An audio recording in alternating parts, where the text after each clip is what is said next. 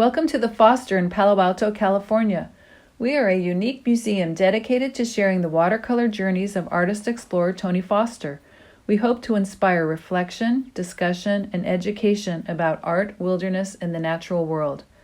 With this series of 4 videos, we invite you on a tour of the museum with the artist-explorer himself.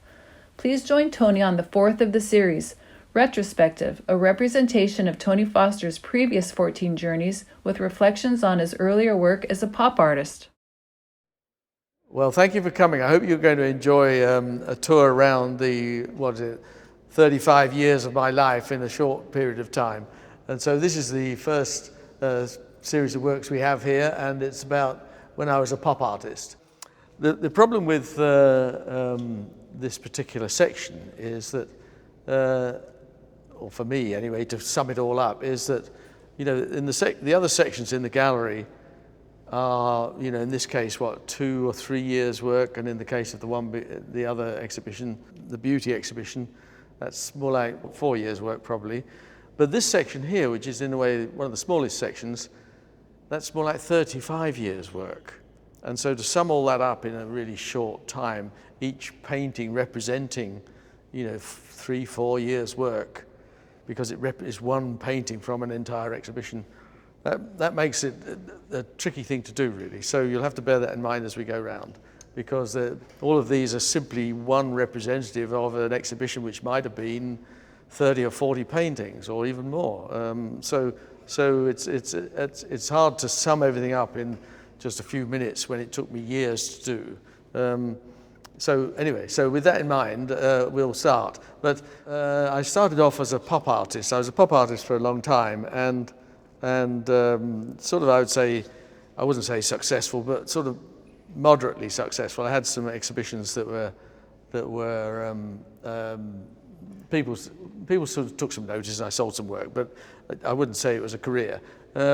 And so these paintings represent that pop art period, and basically, well, not paintings, these are prints actually, they're silkscreen prints, and they were done really as a homage, or a homage, as you Americans say, to the people, to my heroes in the pop art field. So of course we had David Hockney, the great British artist, Roy Lichtenstein, and Andy Warhol.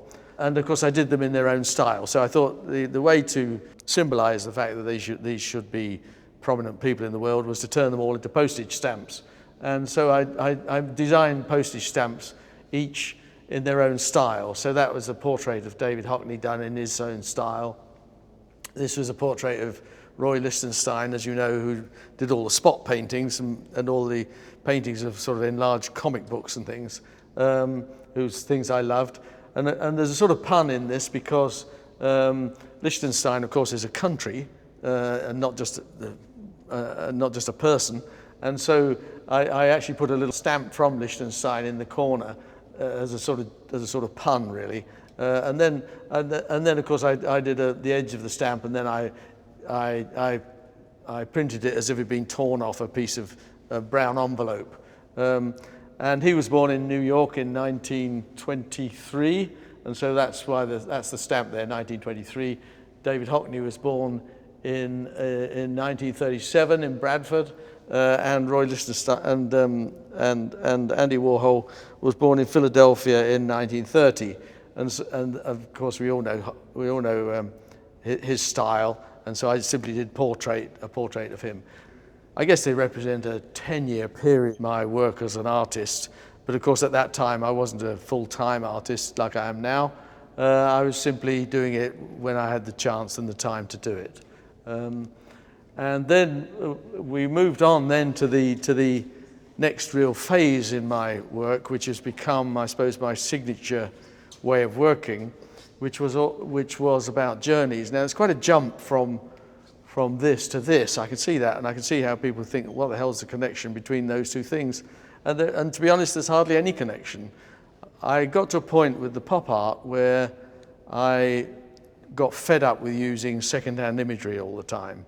I was using the imagery of lots of things which I found visually exciting, but actually I didn't care about. I mean, I cared about the artist, so that's why I like those stamps. But generally speaking, the subjects I was using weren't things I particularly cared about. They were visually exciting. And so I thought I ought to try and do things which are of more personal interest to me. And so I started to think about, well, what am I interested in? What do I want to do work about? And so I thought, well, the things I love most are, I love to go hiking. I love the outdoors. I'm an environmentalist, so I'm very keen on protecting the environment and conservation. And I like adventures, so perhaps I could do work about that. And so that's when I started then these sort of minor experiments really in how you would do work about that particular subject. And so so this is one of those early things where I was just trying out this idea about how you would switch really from pop art to this. And so it seemed to me also that because I wasn't much of a landscape painter really in those days, I've practiced a lot since, so I've got a lot better, but so I couldn't just make work about the landscape. That didn't seem to really say what I needed to say. And so I thought, actually the story of the journey is important, and that also was what people found more interesting. And so I did these little landscapes on the way doing this 4-day journey, but a lot of it is comprised of the maps, of course, because you're always studying maps as you're traveling, as you're hiking and so on, making sure you don't fall in a bog on Dartmoor or whatever. And also I was studying the wildlife that we saw. And then, if we caught a bus from one place to another, or if there was so we caught a bus from here to here, or whatever it was, then I had a little stencil stamp which I printed. There's even a joke in here somewhere. Peanuts. I see it's peanuts, and it says. So they're lying here in their tent, and one is saying to the other, "This is called roughing it," and the other one says, "Why aren't we home watching TV?" And of course, that is what you wonder when you're lying in a tent and it's pouring with rain. You think, I've got a perfectly good home at home. What the heck am I doing this for? And so that was just a joke about probably we got caught in a rainstorm somewhere and got fed up.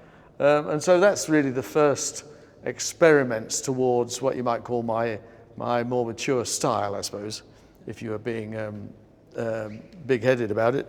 And so this was the first journey. This work here represents the first real journey that I did where the whole point of it was to make art. I went with a great friend, James Revilius, one of Britain's great photographers, and he and I have been friends for many years, and we'd done some short journeys together to see if we were compatible and our styles were compatible.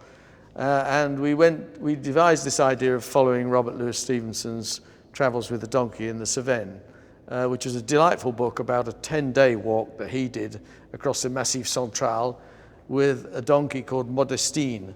And so we decided to follow that journey because he loved the book, I loved the book, and it seemed like a kind of the sort of a manageable adventure, you might say. And so we set off. We didn't take a donkey. We took a golf trolley instead and dragged this golf trolley across the Massif Central in France for 3.5 weeks, because of course Stevenson wasn't painting pictures, and so he could go a lot quicker than us, but we would spend the larger part of every day painting, and James would spend the larger part of every day taking photographs. And so this is one representative of, I think, 21 paintings that I made on that particular journey. This is a sweet chestnut tree. There were lots of these in the Cevennes, and they're gnarled, ancient things. These are leaves from the tree, of course, dust from our journey, and then just little notes about the wildlife and birds and insects and so on that we saw as we traveled along. But as I say, that's really one painting from a continuous series of 21 that I did on that journey. We had an exhibition together, James and I, in the Kerwin Gallery in London, which is quite a prestigious gallery. And there was quite a lot of fuss about it in the media. Everybody thought it was a zany idea and quite interesting. And so in terms of PR, it was a good thing to do. In terms of sales, not so good. But we sold a few of the things, but not enough really to make a living. And so that represents really that particular show. My next show after that, or my next major one, was in the States. I was offered an exhibition at the Centre for British Art in Yale, which is a very prestigious venue. And Duncan Robinson, the director, who's still a very good friend, even after all these years, said, well, what would you like the show to be about? And I said, well, I've always been a great fan of Henry Thoreau. I was a bit of a hippie myself, and of course he was a sort of 19th century hippie. And I'd loved his philosophy, I loved his writing. I'd like to do a show about him. I'd like to follow wherever Henry Thoreau went. I'd like to go and make work about that. And so, of course, I started in Concord, Massachusetts, and went around Walden Pond and did a painting there. Then I borrowed a canoe and went down the Concord and Merrimack River. And then I went off to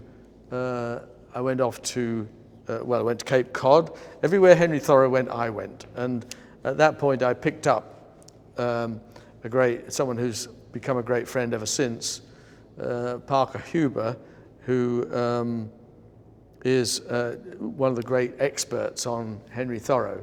And he volunteered to come with me as my guide through the wild country of Maine, in Maine. And so we set off in Moosehead Lake and paddled across there in our canoe, and then went on to the Allagash and the Penobscot and all the different lakes linked together by Henry Thoreau's route, and finally ended up at Mount Katahdin, climbed Mount Katahdin, which is what this little thing here records. This is really the notes which go with this painting.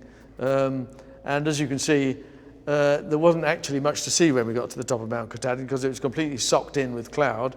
And so here we have, all I could see was a few little rocks, really, about 10 feet away from me, and the signpost or signboard to say we got to the top of Mount Katahdin, and one dejected-looking painter standing here in his yellow waterproof, wishing really that he was absolutely anywhere else. And so that really records our trip to the summit of Mount Katahdin. And this painting here was done from Upper Togue Pond and is obviously a much nicer view of the mountain itself. And then around the edge, once again, notes about the wildlife and things that we saw while I was doing it. In a way, this stenciled lettering that you see here is a sort of throwback to the pop art thing. I used to use a lot of stenciled lettering when I was doing my pop art stuff, and that's a throwback to that period. Doesn't particularly fit well with this whole the idea of the natural environment and so on, and in the end I sort of did away with it. But for the time, it seemed like a good way to hold the pictures together. I have a quick question. Okay, ask it. These older pieces, we know that with your newest work, or your work that's been around for a long time, that you journal, you keep a journal. Uh-huh. You use part of that and you write it physically onto the piece when it's presented. Right. Were you journaling at this time? Well, I was writing journals, but I wasn't, I suppose, confident enough to do extracts from them to put into the public domain, as you might say. I just thought that the public didn't want to know really about, what I did myself while I was making the paintings. I thought they just wanted to see the paintings themselves. And so really I just used to make these very terse notes about, whatever the date was and perhaps what the temperature was or something. But I began to realize that when I got home to the pub and went to the pub in Cornwall, my home village, people would say, well, what was it like? And I'd say, oh, well, this happened and this happened. I had a moose run at me, or I'd tell some story about what had happened. And I realized that actually was an important part of the whole process, and that people actually wanted to know what it was like to sit there and do that, and what it was like to climb up that mountain, and what it was like to live in the wilderness for a period of time. And so I thought, why am I so shy about putting this into the work? I ought to just be public about it and say these are very personal things, that they're personal to me. This is what happened to me.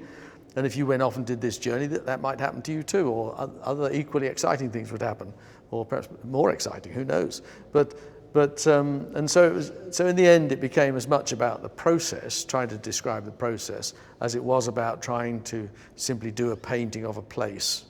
And so that the work developed in that way. And I think the more I kind of go public about what it is, how it is to make these things, the more people are drawn into them, I think.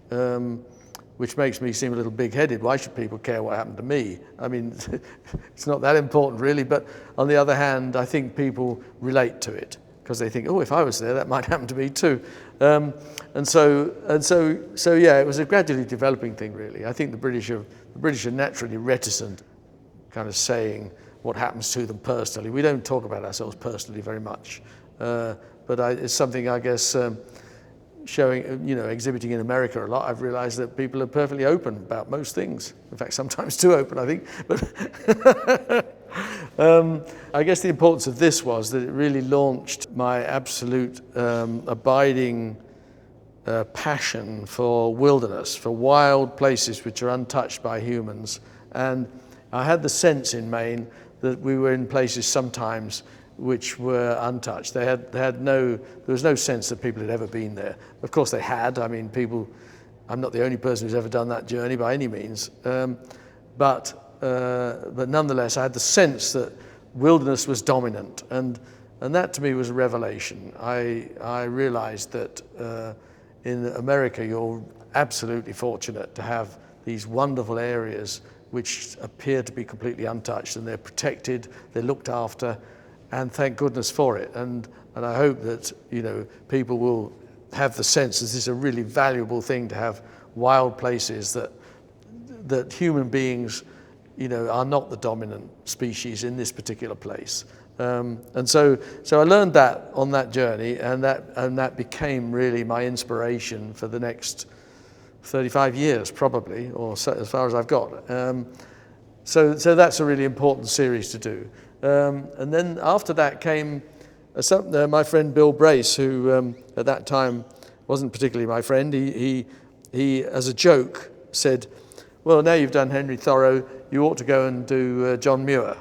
And I said, who's John Muir? And he said, you never heard of John Muir? I said, no, who is he? And he said, well, he's like the Henry Thoreau of the West Coast. He's the patron saint of the national parks. You should have heard of him. And I said, I suppose I should. He said, he's a Scotsman, crikey, a European, you should have heard of him. Anyway, so he said as a sort of joke, you should go and do the John Muir Trail, which is 215 miles through the Sierra Nevada, and a fairly rugged thing to do. And the idea that you could make paintings all the way along it, he thought was absolutely laughable. But anyway, because I didn't realize the difficulties of it, I said, oh, okay. And so I talked to Parker, my friend from Maine, or who'd been with me in Maine, and said, hey, do you fancy doing the John Muir Trail? And he said, oh yeah, I love John Muir. So we started to plan that. And so I guess 2 years later, we went off to California, and we did do the whole John Muir Trail from beginning to end, 215 miles. And I think it took us, people have run it in, 8 days or 6 days or something, and people have certainly hiked it in 10 or 12 days, or the average person takes about 2 weeks to do it. But we took 8 weeks, 7, 8, 56. Yeah, I think about 8 weeks, because of course I was painting. And so we make very slow progress across the landscape, but that suited Parker because he's a sort of philosophical sort of fellow and he likes to meditate and so on. So he meditated, I painted, and I think I did about, 30 odd paintings, I suppose, on the way, starting in Yosemite, which of course is a magnificent place to paint, but not unusual for people to paint there. People are painting there all the time, but that's where we started, and then up into the Sierra and along all the mountains until we came to Lone Pine, which is in Southern California, I suppose. And this is just one painting from that series. One of the nicest things that happened was that we met our friends Winslow, Ann, and Marion Briggs, who were doing the same trail but with a llama, a pack llama. And they would do about 8 miles a day, and then the llama would stop, and they'd have to stop and camp. And we would walk more than that, so we would overtake them, and then I'd paint and they'd overtake us, and then and so on. So we sort of leapfrogged our way down the down the trail, and became firm friends by the end of it. And at this stage, we came upon them camped here, and Marion Briggs, Winslow and Anne's daughter, was fishing and caught a beautiful little trout, and in fact caught 5 trout, I think, or 4 trout. And I'd been living. Parker is a vegan, and so we'd gone vegan for the entire trip up till this point, and the smell of this trout was almost unbearable. And so Marion said, "Oh, do you want one?" And I said, "Oh, I'd kill for one." And so she gave me that, and I immediately ate the darn thing. And then afterwards, I thought, "Oh, it was really pretty. I should have painted it." And so next morning, I heard Marion's boots next to my tent, and she said, "Tony, I've caught you a fish." And so I sat and painted it, and then ate it. And so I did this little painting here of the fish, and next to it I put "Thanks, Marion," just because that was the first protein, I suppose, or first fish I'd had, certainly since we set off about 6 weeks before. And then after that, so far I'd been sort of following other people's journeys, really. I'd followed Robert Louis Stevenson, then I'd followed Henry Thoreau, and then I'd followed John Muir. And that exhibition, the John Muir exhibition, opened at the California Academy of Sciences. No, it didn't. It opened in Edinburgh, in the City Art Centre in Edinburgh, and the Scotsman newspaper, nobody in Scotland had really heard of John Muir either. I wasn't the only one that hadn't heard of him. And so the Scotsman newspaper, which is their national newspaper, did a 2-page spread on this exhibition and on John Muir and, his importance. They obviously did some research. And because of that, the exhibition was hugely successful in Scotland. Not in sales, because the Scots are, they don't buy much. But when I gave a lecture, there were fights outside, people fighting to get into an art lecture. And actually, blows were struck, people trying to get in when the place was absolutely packed out with the audience. And I thought, this is marvelous, people fighting to get into an art lecture. Have you ever heard of such a thing? And it was wonderfully successful. And in fact, it was very influential in setting up the John Muir Trust in Scotland, which is an organisation which buys wild land to keep it wild. And so it was a marvellous result, really, of having that exhibition in Scotland. And then it came to the Academy of Sciences here in San Francisco, and toured to a couple of places, and finally ended up at the Smithsonian, which was of course a wonderful step up for me, really, for it to appear there. So after I'd followed these 3 people, I thought, I don't want to become thought of as someone who illustrates other people's journeys. I thought I should devise my own journeys, really, and paint things that I think are interesting and contain a kind of element of adventure of some sort. And so my friend Bill Brace, who by this time had decided I was worth taking an interest in, he said, "Look, why don't we go to the Grand Canyon and go and do some work there?" And I said, "I don't really want to go to not really, I don't want to go there." And he said, "Why not?" And I said, "Well, it seems to me it's already been photographed a billion times, and it's already been painted hundreds of thousands of times by painters from the 19th century onwards. I can't see there's anything new to say about the place. What could I possibly add to that?" And he said, "Well, I'll tell you what." He said, "I'll pay your expenses to come, and if you don't like it, you don't have to pay me back." So I said, "Oh, okay, cool. That's great. I'll have a free trip." And so I went to the canyon with Bill, and we hiked down into it and hiked along for a while and camped there a couple of nights. And then we didn't have a tent, and it poured with rain, and I did a miserable little picture. And by that time, I was completely hooked on the place. I thought it was fantastic. And so I devised an exhibition about the Grand Canyon, not a unique subject after all, except the uniqueness, I suppose, of the way I work is that my work contains these other elements. It contains notes, it contains little paintings of things I happen to spot, it contains maps. And so I suppose that it's actually done on site, that's the point. Whereas most people take a photograph and go home and paint. I actually carry all my stuff with me, set it up and paint on the spot. And so I suppose that's what was unique about my view of the Grand Canyon. And in fact, I've spent many, many, many months of my life now in the Grand Canyon or on the edge of the Grand Canyon working on it. And I've probably spent, I guess, about 10, 11 months living in the canyon and working there. And I've probably hiked about 400 miles of it. So I know it pretty well now. And this is simply one painting on a 30-day journey on what they call the Tonto Level. This is the Tonto Level here. And the canyon is about 7,000 feet deep. And the Tonto is basically 3,000 or 4,000 feet below the rim. And so, and it's a fairly level area, and you can kind of walk actually hundreds of miles really, or 100 and some miles along that thing. And so this is part of a 30-day journey at that level with my friends Bill and Parker, going back to the top every 10 days to get more food, bringing it back down again, and then we'd hike together again for another 10 days, and then they go back to the top and fetch it again, and so on. Where I stayed down there working, and they would go up, get the food, come back down again, and then we'd all just carry on with our hike. So that's just one painting from a series that I think was about, 30 odd paintings perhaps. Okay, next came, what happened was I was going to go from the Grand Canyon exhibition, which there again opened in England, and I guess it showed at the Montgomery Gallery, that's right, in San Francisco, and then one or two other places. And that was quite successful. And I thought what I was going to do from that was do a series about deserts. But in fact, I started painting deserts, and I realized that I was slipping into sort of mannerisms. I thought I knew how to paint kind of dry rocks and cactuses from the Grand Canyon time. And so I thought, I don't want to be just cranking out things that I think I know how to do.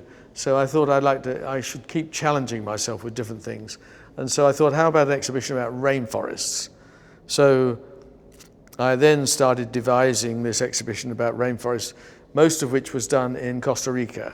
I wanted to go to Costa Rica because for several reasons. First, that they've got excellent cloud forest and lowland rainforests on the Pacific and the Caribbean side, so very varied rainforests, but also because Costa Rica looks after its rainforest. They always had a very progressive idea about conserving what they'd got, and they all seemed, Costa Rica is a liberal democracy, whereas many of the places that contain rainforests are pretty vile, have pretty vile, corrupt governments, and Costa Rica seemed to be a kind of beacon in a dark world down there. And so I thought, if I'm going to spend money going to this place, I'd rather it went to Costa Rica than some of the other places where rainforest exists. And so I spent, I think I went for a month, first of all, just to see if it was even feasible to paint in a rainforest, because I wasn't sure you could make paintings. If you weren't careful, they were just going to turn out like green wallpaper. And so I wondered just how you could make paintings in rainforests. Anyway, I went for a month and discovered that you could do that. And then I went back to Costa Rica for, I think, 3 or 4 months, just living in the rainforest and working. And then I thought I'd finished the show, but when it launched in England, I looked at it and realized that actually it hadn't even got a decent river painting in it. And I thought you can't have a rainforest exhibition without a river. And so I went back to Costa Rica for another month just to paint one painting really of the Rio Serena down near a place called Golfito on the Panama-Costa Rican border. And so I finally finished working on rainforests by achieving this very nice painting of the Rio Serena. Anyway, these are just 2 small samples from that particular show, but you can see the contrast between that this work and the Grand Canyon work that came before it. So you can see that this was a radically different approach, really, and radically different subject, which, of course, is what I needed. It needed refreshing. Oh, actually, here's a photograph of me working on the Rio Serena to prove that I actually do these things on the spot. And as you can see, the diary section, as you might call it, is becoming a bit more fulsome. I'm beginning to say a little more about what it was like to be there, how the painting was actually made, and how it takes place. After that, I went back to this idea of doing an exhibition about deserts. My art dealer at that time, Peter Fairbanks of the Montgomery Gallery, who has always, ever since, remained a close friend, he said, first of all, when I was doing the rainforest thing, he said, "Oh, Tony, heck, who the hell is going to buy paintings of leaves? It'll just be like green leaves. It'll be like William Morris wallpaper." And I said, "No, I'm pretty sure I can make paintings of rainforests." And so he really wasn't interested. And then anyway, I had the show, and luckily for me, it pretty well sold out. And so he went, "Okay." And then he said, "What are you doing next?" And I said, "I'm going to do a show about deserts." He went, "Oh no, that's even worse. Deserts, they're just nothing but sand and dust and rocks. Who the hell is going to want to buy that?" And I said, "Look, they're really beautiful places, particularly at certain times of the day, and it's my job, I think, to prove that they're beautiful. So I'm going to do it." And so off I went to paint deserts. This, in a way, is the more romantic side of it, in that this is the Sea of Cortez down in Mexico, and we did a 7-week kayaking journey along the Sea of Cortez, and I did a whole series of paintings all the way along. But that was just part of the desert series. I mean, I did Death Valley, I did all sorts of other places too, but this was a sort of consistent journey of 7 weeks. And as you can see, the diaries are getting quite open now. I'm telling all sorts of stories. And this was typical of the kind of vegetation you find along the Sea of Cortez. This beautiful, beautiful clear water. Islands which seemed to fade in the distance as the day progressed. And then this wonderful brittle star here, which I managed to get home in one piece. I mean, of course, I only ever take things that are already dead and that, you know, nobody pays any attention to. And I brought that home because I thought it was an extraordinarily beautiful thing. And this really is a little note about the fact that as we were kayaking along, sometimes these enormous manta rays would simply launch themselves out of the water and then splash onto the water right in front of us, and the kayak would be rocking around, and it was just the most fantastically wonderful sight, because manta rays are just the most magical looking things.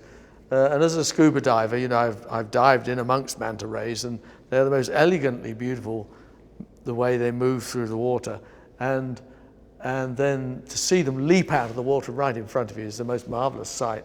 And then, of course, vultures, pelicans, and the frigate bird. They soar above other birds, and when they see that another bird has caught a fish, they go down and snatch it off them. But they're most elegantly beautiful things, really, unless you happen to be another bird. Tony, I have another question. Okay, good.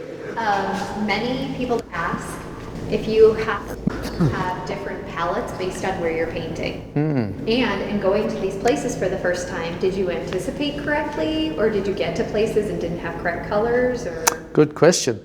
Well, my little paint box, which I should have in my pocket and haven't, but my little paint box, which is this size, has actually got 21 colors in it. So that's a pretty good variety of combinations. If you think about it, the combination you could get out of that must be millions, mustn't it? But nonetheless, if I was going to the rainforest, I would put more yellows and greens. I would restock it really with more yellows and greens and blues. And if I was going to deserts, I would restock it with more reds, ochres, orange, browns, Indian red, light red, all those sort of colors that you're going to encounter in the desert. So I would change it to a certain extent, but I wouldn't have a completely different, because you never quite know what you're going to need. But I would change it a little bit. I'd alter 3 or 4 colors maybe. But yeah, so it's a good question. And when I'm painting underwater, you know, or when I'm doing the underwater paintings, there again, I go in for more blues really, because you need a big variety of blues for that. And so yeah, I would change sometimes, change the palette, but not a great deal. I mean, I got a standard set of colors, out of 21, I guess the standard set would be 17, and I'd change a few around. Yeah. Yes, sir. Sorry, this is off topic, but I understand you're very engaged with the communities in which you paint. Can you say just a few words about that process and how it might be different going to the community as a painter as opposed to a tourist? Well, that's a very good question, because it is a very, very different thing. The nice thing about being a painter is that you're no threat to anybody, and actually what you're doing is quite interesting. And so when I was painting in the Sea of Cortez, it's a very, very tiny population living there along the coast, because there's very little fresh water, and so that's a limit for people.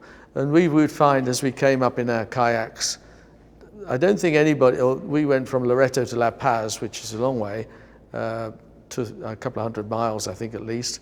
And we would, luckily we had with us a friend who had done a lot of research and been working down there, and so she knew where there was fresh water, and of course where there was fresh water there were people, but only tiny communities, sometimes just 3 little huts,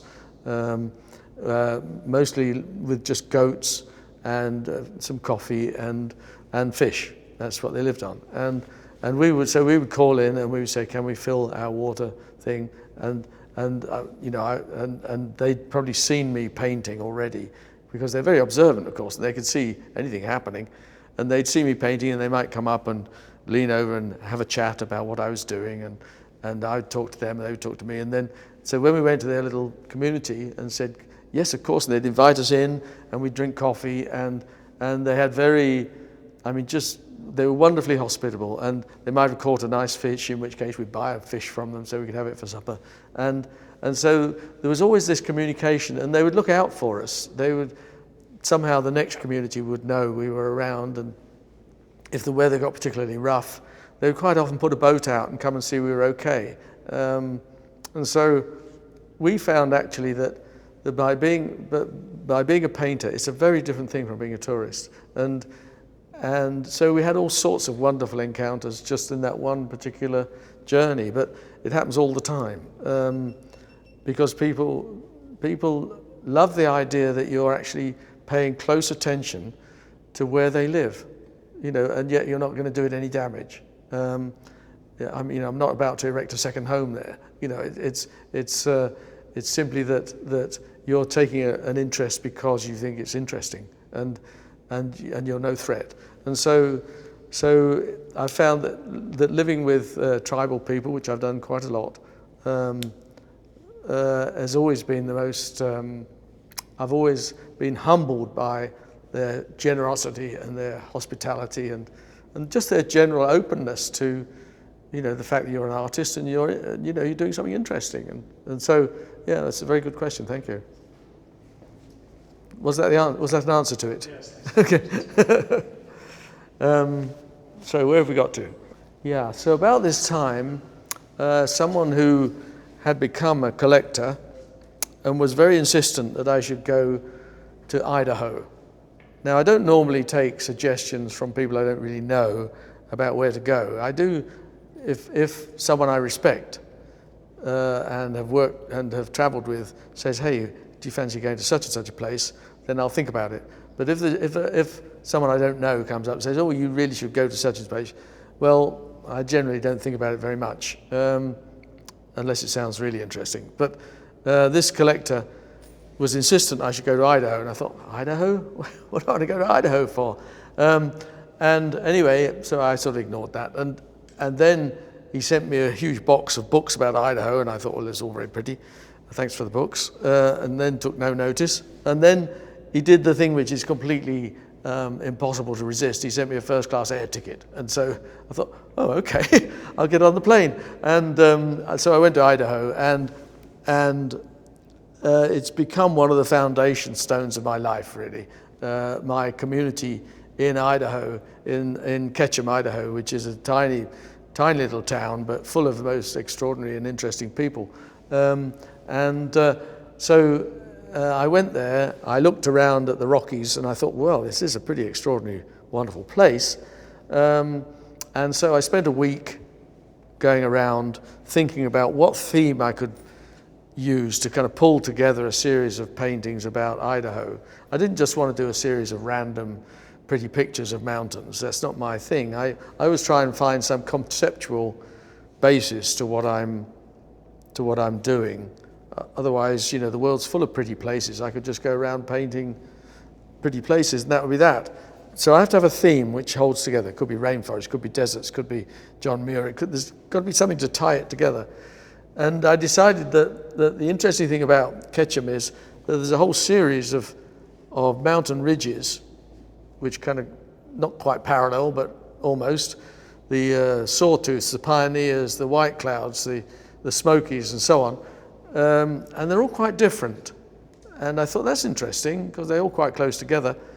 Why don't I do a series of hikes, 30 or 40 mile hikes in each mountain range, and do a major painting about that, and also a few smaller things as I do my journey. And then that would be an interesting exhibition because it would contrast those different mountain ranges, how different they all were. And so this is one painting from that series. I think this is called Ants Basin. Yeah, Ants Basin, that's right. I couldn't help but make a note of the fact that as we were camped down in the valley here, and I'd scramble up to this ridge every day to paint. And as I was standing in camp one day, having just had my breakfast, a herd of elk came wandering past, and I just stood absolutely still. And the bull elk, you know, could obviously knew there was something around. He could smell me, but on the other hand, I just stood there, and they just all the does were all just feeding on the grass, taking no notice whatsoever, and the bull was looking around, but just and they carried on cropping the grass, and then they moved on and so on. So I did that little painting there just to sort of as a reminder of that happened while I'd just been standing. I don't know if I was brushing my teeth or what I was doing, but just had my breakfast. And there again, you can see now I'm beginning to actually open up as far as the diary aspect of the thing is concerned. So that was the first of many exhibitions in Ketchum, Idaho. And I've got lots of friends there now. I've traveled with my friends from Ketchum to Bolivia, to Everest, to all sorts of different places because they've become people I know I can rely on. We've done lots of journeys and adventures together, and they've become one of the touchstones, or one of the cornerstones really of my career, and one of the cornerstones of my life really. So I guess what that proves is, you know, if somebody offers you something, you shouldn't be too snooty to accept it because you never know what it's going to lead to. So this was another series, I guess a more major series. That was quite a small series of paintings. I guess that was about 20 paintings, maybe. This was a bigger series. This was all about volcanoes. While I was doing the paintings in the Sea of Cortez, the last painting of the desert series was a wonderful painting, at least I thought it was wonderful, of a thing called an elephant tree, which is a sort of bulgy, very, very bulgy tree, white, almost plain white, which is very rare, I think, but you found it in the Baja Peninsula. And also these boojum trees, which are these really wild-looking, strange cactuses that go at about 20 feet and spindle thin, stick right up, most amazing things. And it was about that and the rocks. But I looked in the distance, and there was this lovely cone in the distance, a little hill seemed to be way in the distance, but just a nice little eye catcher in the picture. Your eye kind of tracked through all these trees and then focused on this lovely little thing in the distance. And so I thought, oh, that's really nice. That's so beautiful, this perfect little cone. Well, it must be a volcano. And I thought, wow, good, volcanoes. What a good idea. That's my next series. And so I then spent, I guess, three years probably doing volcanoes. And the show was called Ice and Fire. And so it involved me going to Bolivia, it involved me going to Hawaii, and in this case it involved me going to Montserrat. which is a little Caribbean island where the volcano had been declared dormant, but in fact has just suddenly erupted and was a catastrophe for the poor people of Montserrat, which wasn't not a wealthy island. And the awful thing about it was that the town, Georgetown, was completely covered in ash. They'd only just opened their new hospital, I think paid for by the British government. It's a British, I'm not sure if it's a protectorate or what it is, but anyway, the British government had paid for a new hospital, and they'd only just opened it. It had had one patient, and then that one patient had to be evacuated, and the ash came in and completely flattened, the weight of it completely flattened all the buildings in the town. And it was an eerie thing I was there with the British Volcano Survey team. I was invited to join them, and I went with them, and to drive through with a Land Rover, drive over all this volcanic crust, which really was at the height of people's roofs, was the most desolate sight. And everybody had been evacuated to the other end of the island, but of course the place where the harbour was, the place where all their commerce was, all their houses, was really Georgetown. And so they were living in desperate circumstances. And but anyway, it was a bit of a strange thing really to be there painting this event while there were people suffering, abject misery as a result of it.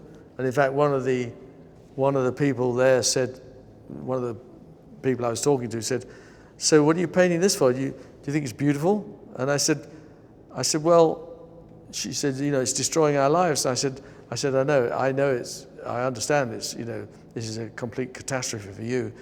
And I wouldn't even say it's not beautiful, no, but I must admit it is interesting. It is interesting to see how nature works. And this is a pyroclastic flow here. And these are the dangerous things about this particular kind of volcano.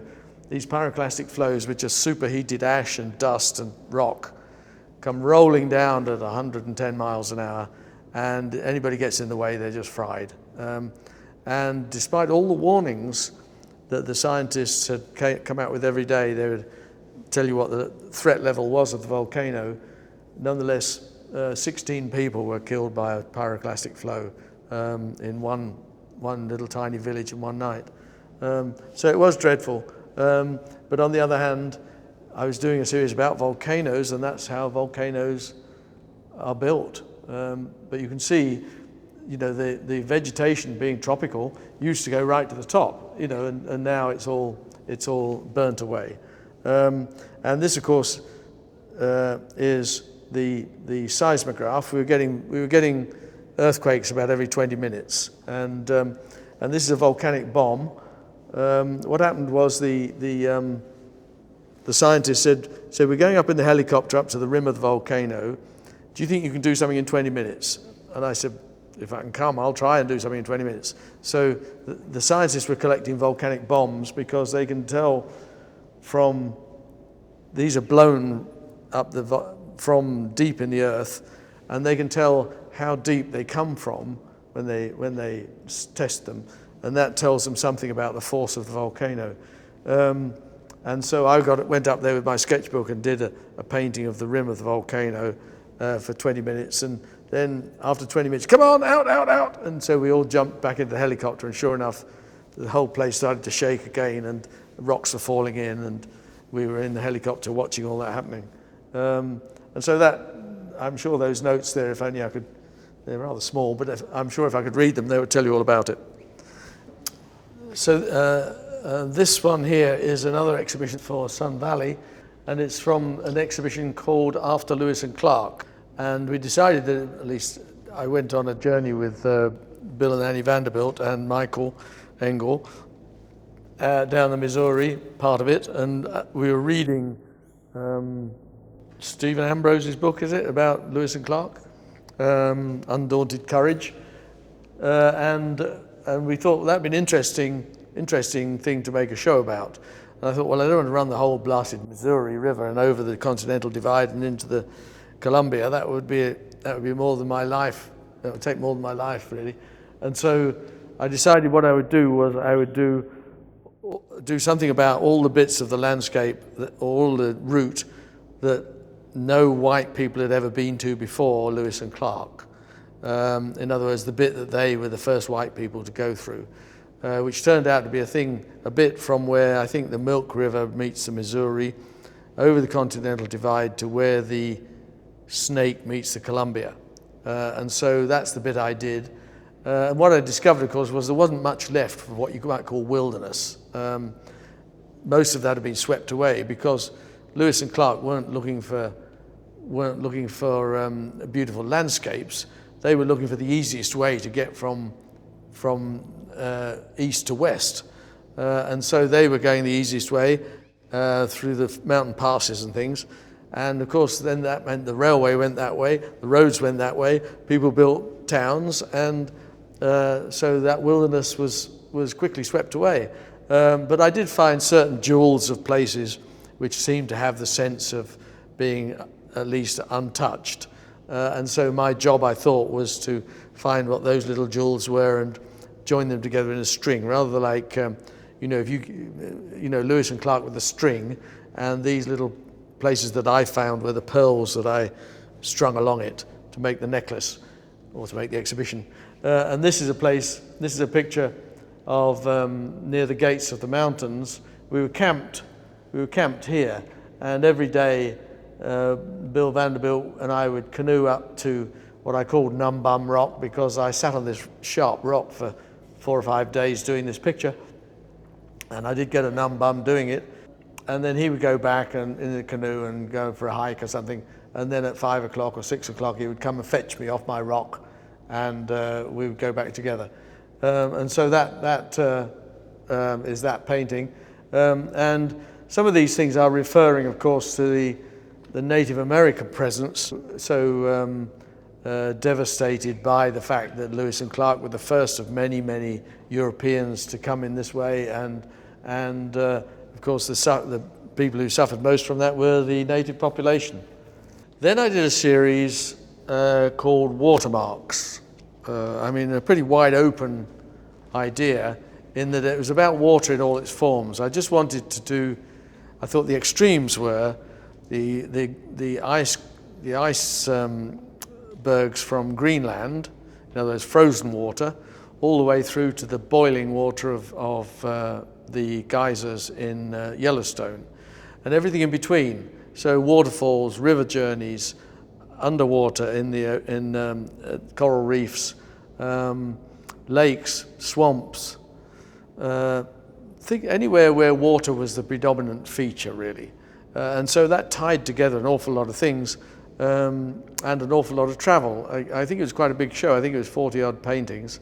And this is one from, this is Kaieteur Falls in Guyana. Basically 3 days up the river from Georgetown, Guyana, in a little tiny boat, and then climb a couple of thousand feet up to, well, maybe not a couple of thousand, maybe 1,500 feet, up onto a plateau where you see this wonderful 800-foot single drop waterfall. And there I lived in a hut on the edge of the waterfall with a Patamona Indian called Sir Paul, and he was called Sir Paul because he'd elected himself the sort of village school headmaster for his tribe, and so they all called him Sir Paul, and so I called him Sir Paul too. Anyway, we very happily shared a hut together for a month while I did 3 paintings of the waterfall. And this arrow here is referring to the fact that every evening we would go out upriver. I would have my headlight, and I would spotlight the fish with my headlight, and Sir Paul with his bow and arrow would shoot the fish, and then we would have them for breakfast. Anyway, whenever I tried to shoot the fish, I always missed. I would get the arrow right on the fish's head and let go, and I would still miss the darn thing. And so when I left, Paul gave me his bow and arrows, and he said, "Tony, when you get back to your village, you must practice more." And so I put this arrow in the painting, and this little gold nugget here is is to symbolize the fact that all the way through the rainforests in Guyana are what they call pork knockers. Nobody knows why they're called pork knockers, but they are illegal gold and diamond prospectors. And they go out into the forest with a sack of flour or a sack of maize, a shovel and a sieve. And they basically live in the forest and dig random holes all over the place trying to find gold and diamonds. And if they found gold and diamonds, then that's not the end of the story, because they've then got to somehow get it back to where they can sell it with it and stay alive.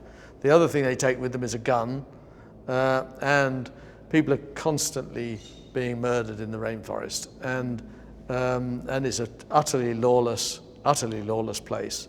And so when Sir Paul and I were sitting eating our supper in our little hut by the light of our candle, there's a walking trail from Brazil down to the coast through Guyana, and we were right next to the walking trail, and so lots of drug runners, gun runners, and gold and diamond prospectors would be coming and going, and they would see our candle and they'd call in for a chat and to see if we got any spare food sometimes too, and we might have or we might not, but they would always have a bottle of what they called high wine, which was a clear, almost pure alcohol and we would mix that with whatever we got. I'd mix it with tea usually, and we'd sit and drink high wine, and then they'd tell me the most extraordinary stories, and so it was always interesting being there, and quite adventurous, I suppose, and I had lots of interesting stories told to me while I was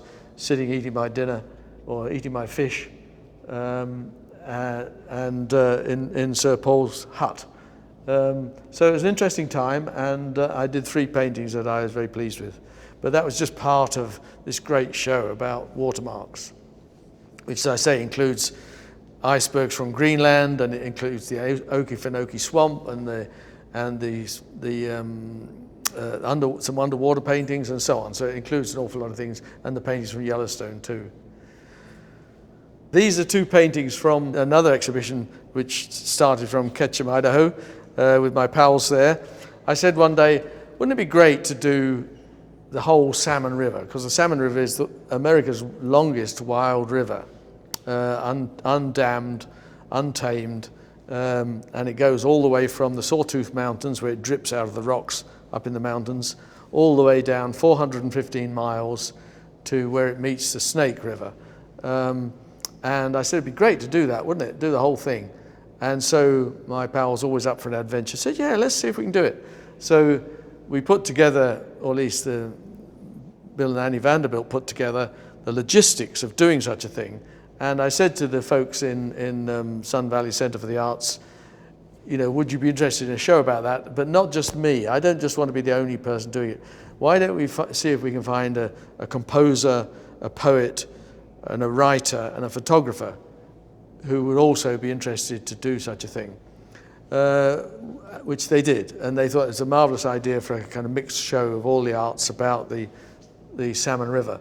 I was the only artist who actually wanted to raft and do the whole thing. The others all took their own approach and did marvelous things, but mine involved first of all hiking up to where it came out of the rocks and doing a painting there, and then walking for a day until it was slightly bigger and painting again there, then walking for another day until we got to a place called Busterback Bridge, where it was wide enough to put in rubber duckies, and so there were 4 of us at that point, and we went for 3 or 4 days in rubber duckies. Then the river was wide enough to put a sport boat in, which is a little paddle boat, with the 4 of us in a paddle boat, and then we went for another 10 or 12 days, and then it was wide enough to put in oar boats, which are bigger, and we were joined by a lot of other friends then, and did the whole rest of it together.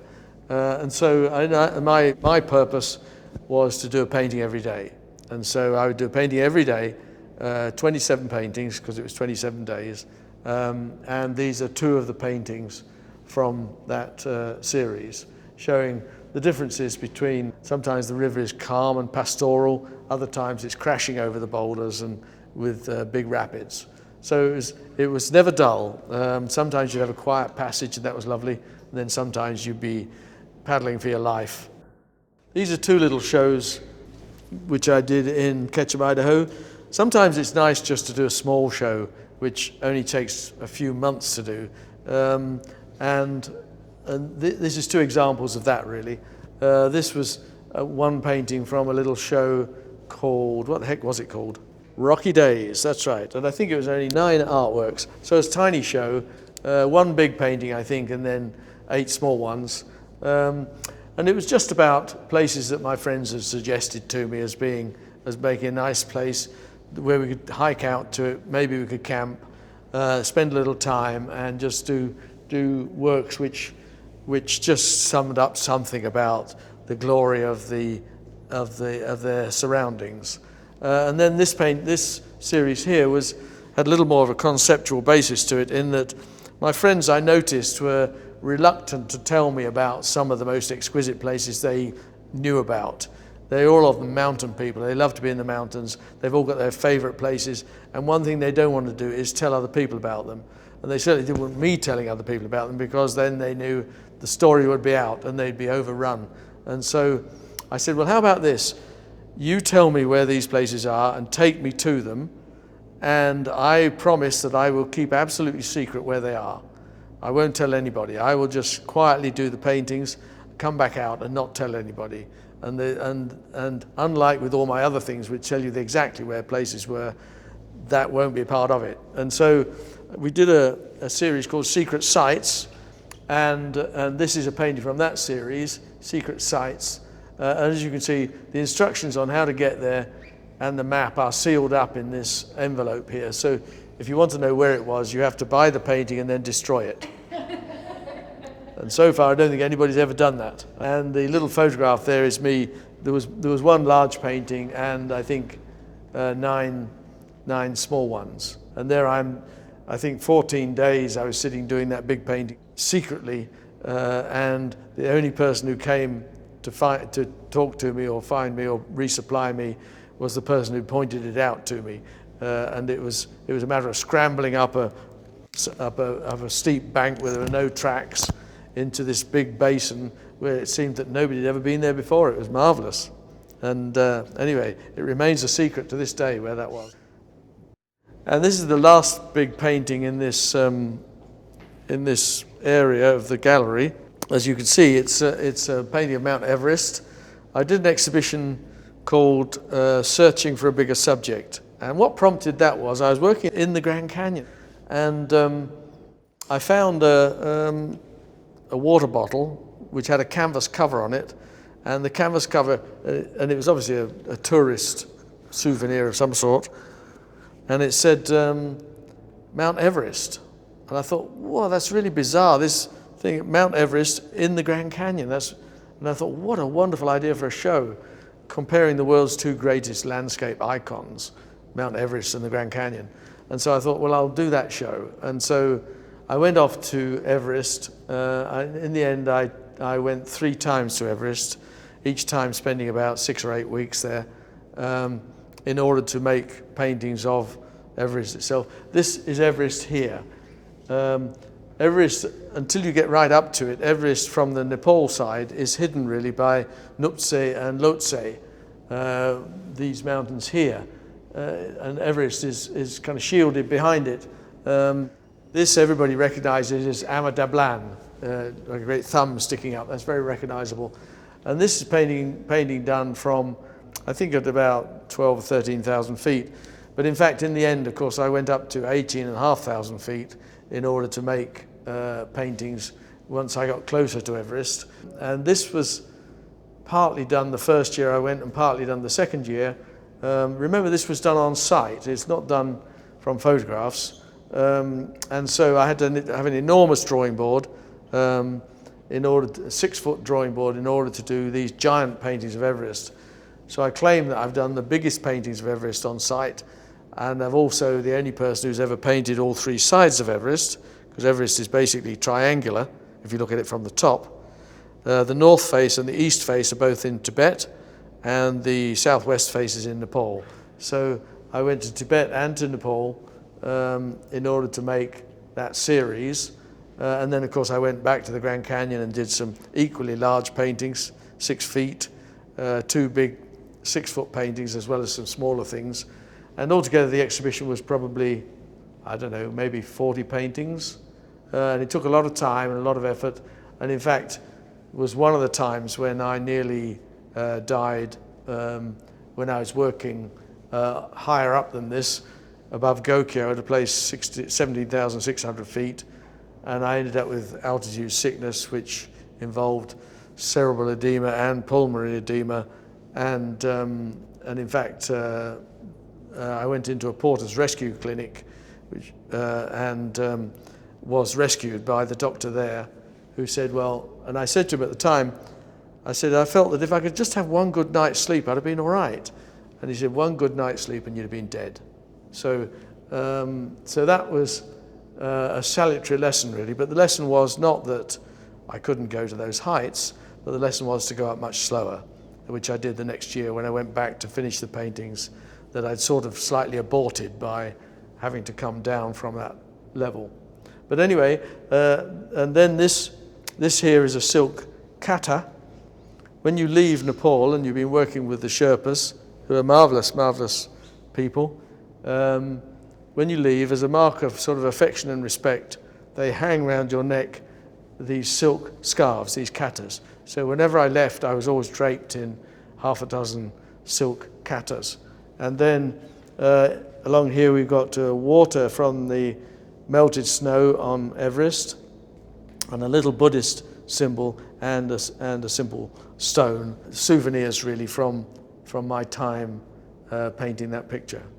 I just want to ask, so doing all of these things where you're traveling and you're climbing to these heights, these altitudes, how do you prepare for it? Or do you just go? I know you're very active, Yeah. I know you hike a lot, but if you're going to Everest, do you do anything in advance? Well, there's nothing you can do really to prepare for altitude. I mean, I live at sea level, so there's not much I can do. I mean, but I mean, I keep fit by hiking a lot. Well, I say hiking, but I mean, it's just going, every morning I go for a walk for an hour up and down the cliffs. We live on a cliffy place, and so I can walk up and down the cliffs on the ocean side.